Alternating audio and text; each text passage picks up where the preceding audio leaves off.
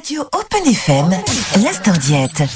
Votre rendez-vous santé. Apprendre à mieux consommer pour mieux vivre. Avec Marine Coster, diététicienne à domicile à Fromental et Limoges. Et Marine de retour dans ce studio à nos côtés comme chaque semaine. Salut Marine. Salut Sébastien. Alors, cette semaine, on va aller jusqu'au bout de cette information que tu nous distilles quasiment toutes les semaines. Il faut manger moins de viande. Et là, tu t'es dit, je vais aller peut-être à l'autre extrême pour le coup. Voilà, c'est ça. Donc, je vais parler aujourd'hui des régimes végétariens, véganes, etc. Parce que c'est quand même à la mode ces derniers temps. Et en fait, on ne sait pas toujours exactement quelle est la différence entre ces régimes, en quoi ça consiste. On si sait c'est bien que, ou pas bien. Voilà, c'est ça. Si ça engendre surtout des avantages ou aussi quelques inconvénients. Donc, je vais un peu rétablir la vérité et vous expliquer un peu tout ça. Très bien. Donc, je vais te poser d'abord une petite question. Pourquoi c'est toujours moi? Peut-être parce que je suis le seul. Voilà. C'est ça. Alors, est-ce que tu sais déjà la différence entre un régime végétarien, vegan? C'est pas avec précision, c'est que végétarien, c'était pas de viande, pas de poisson, et que ça s'est aggravé dans notre façon de parler avec le vegan, où là, c'est il y a plus d'œufs, il y a plus de, enfin tout ce qui est un peu plus ou moins d'origine animale est carrément supprimé. Tu n'as pas tout à fait Pas tort, trop donc mauvais. Bon. c'est bien. Mais il va falloir préciser quand même Voilà, les choses. parce que en fait, rien que dans le régime végétarien, en fait, il y a des sous-catégories. Ah d'accord. Donc, c'est pas juste je suis végétarien. Ah, si vous voulez devenir végétarien, il faut choisir votre catégorie. Voilà, c'est ça. En plus. Alors, Donc en fait, le régime végétarien, donc en gros, c'est d'exclure les protéines d'origine animale au profit des protéines végétales. Donc jusque-là, on est d'accord. Sauf que donc, comme je viens de le dire, il y a différentes sous-catégories. Donc on va avoir le régime lacto-végétarien. oui, oui. c'est-à-dire. Donc là, les produits laitiers sont OK, mais D'accord. par contre, les œufs, la viande et les poissons, non. D'accord. Voilà. Ensuite, on va avoir le régime lacto-ovo-végétarien. Oui. Donc là, les produits laitiers et les œufs, on les autorise. Par contre, D'accord. pas la viande et le poisson. D'accord. Puis on va avoir le régime pesco-végétarien. Pesco végétarien. Donc là, le poisson, les produits laitiers et les œufs, OK, mais on supprime juste la viande. Et puis on a le régime flexitarien où là, on diminue sa consommation de viande la plupart du temps. C'est ce qu'il faudrait faire. Voilà, on À la devrait limite, c'est ce que tous toi, tu nous être dis. flexitariens. D'accord. Puis on va avoir le régime végétalien. Donc là, les produits d'origine animale, c'est non, mais les aliments d'origine végétale, c'est OK. Donc ça veut dire les yaourts, là par exemple, là on les supprime aussi Voilà, c'est ça. dans ce cadre-là. Et puis on va avoir ce fameux régime vegan. Alors. Donc là, il n'y a aucune denrée d'origine animale qui n'est autorisée. Donc comme les œufs, les produits laitiers, même le miel, c'est non. Ah oui. Et en plus de ça, tout ce qui est produit venant de l'animal, donc dans la vie quotidienne, on va aussi les supprimer. Donc tout ce qui est cuir ou maquillage testé sur les animaux. Donc là, on dit non aussi à tout ça. Donc c'est vraiment un mode de vie qui dit non à l'exploitation animale. Ouais, c'est pas que par l'assiette là. Voilà, c'est ça. C'est pas que par l'assiette, c'est vraiment tout un mode de vie autour de ça. Ah, mais après j'ai tendance à me dire les abeilles, elles font le miel, qu'est-ce qu'elles vont en faire si on le mange pas? Est-ce qu'elles se font des banquets de miel? Donc non, il faut qu'on leur rende service quand même, qu'on Ben les oui, aide voilà, un petit c'est peu. ça. Bon après chacun effectivement est libre de faire le choix qu'il souhaite, il n'y a pas de souci là-dessus. Après on parlait des avantages et des inconvénients, on se dit ceux qui disent on mange pas de viande du tout, c'est pas bon pour la santé, on va forcément avoir des carences, ça c'est vrai ou c'est pas vrai? Bien évidemment, vu qu'on va limiter son apport en protéines, donc puisqu'on ne mange pas de produits animaux, ça peut engendrer des carences en protéines et en certains acides aminés. Mais en fait, ça, ce sera si le régime n'est pas équilibré. Donc, et si les aliments ne sont pas bien associés. Donc si on a une carence en protéines, ça peut entraîner une dénutrition. Donc là, c'est vraiment à l'extrême, je vais dire. Mais la dénutrition, c'est un grave problème de santé et ça va se manifester par une perte de poids qui va être rapide, importante et qui est involontaire. On va être très fatigué, on va avoir aussi une apparition d'œdème, on va avoir une diminution de nos défenses immunitaires, donc on va être plus sensible aux microbes, aux bactéries, aux virus. Et ça peut, pour les enfants en bas âge, provoquer des troubles de croissance et du développement. Donc c'est vraiment un problème important. Et la carence en protéines, qui peut survenir donc, dans ce type de régime, peut entraîner d'autres carences, comme celle en vitamine B12 et également en fer. Donc ça fait pas mal de carences. On voit donc qu'il est très important, si on se lance dans ce type de régime, de suivre une alimentation rigoureuse.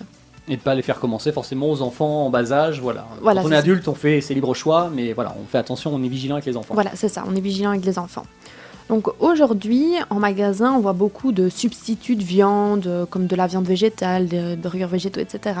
Est-ce que tu en as déjà mangé? Est-ce que tu sais un peu J'ai mangé une fois, je crois que c'était un steak végétal, alors je sais plus ce que c'était à l'intérieur. C'est pas mauvais, hein, cela dit, donc voilà. Après, c'est pas pareil, mais voilà, il y a peut-être des a priori, on se dit c'est forcément mauvais. Non, il y a des choses qui sont... Oui, non, ça progresse. Oui, ça progresse. En fait, ces substituts, ils sont similaires à la viande d'un point de vue nutritionnel, mais donc faits à base de protéines végétales. On va en retrouver de différentes sortes. Donc, on va avoir des produits qui sont faits, par exemple, à partir de soja, donc comme le tofu ou le tempeh. On va aussi avoir des produits à base de céréales et de légumineuses, comme le seitan. Donc là, c'est du gluten de blé. On va aussi avoir des produits à base d'avoine, de pois chiches, de lupins, de légumineuses. On va avoir toutes sortes de produits différents. Donc a priori, on se dit c'est pas mal ce substitut-là. Voilà, ça paraît être intéressant. Donc premièrement, car la production de viande végétale est beaucoup moins gourmande en énergie et pollue moins. Donc ça, c'est pas mal. Et ça semble intéressant aussi d'un point de vue nutritionnel avec les produits que ça propose. Mais pour autant qu'on fasse attention à bien les combiner.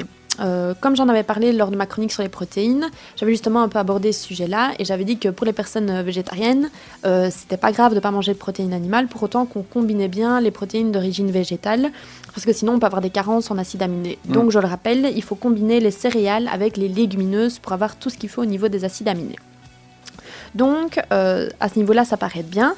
Mais cependant, il faut faire attention, car en fait, les substituts qui sont travaillés comme ça et produits de manière industrielle, ils peuvent être très riches en graisse, en sel, en sucre et en additifs. Donc, en fait, c'est plus du tout intéressant pour la santé s'il y a tout ça. Donc, peut-être des petits tuyaux, des petits conseils, comme d'habitude pour finir la chronique. Voilà, je vais quand même vous donner des petits conseils, pas que de la théorie.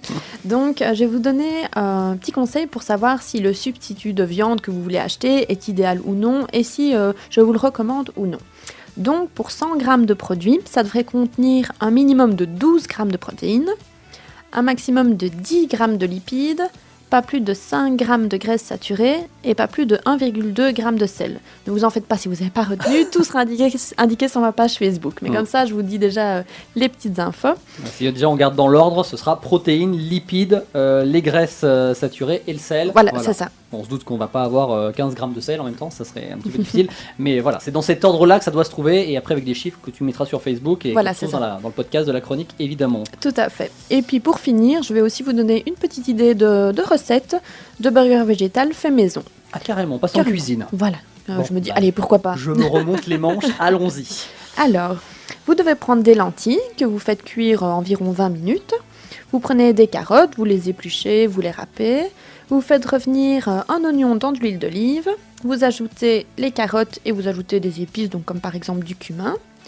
Dans un saladier, vous écrasez vos lentilles avec du concentré de tomate. Ensuite, vous ajoutez les oignons, carottes. Vous pouvez ajouter un œuf, de la chapelure si vous voulez aussi.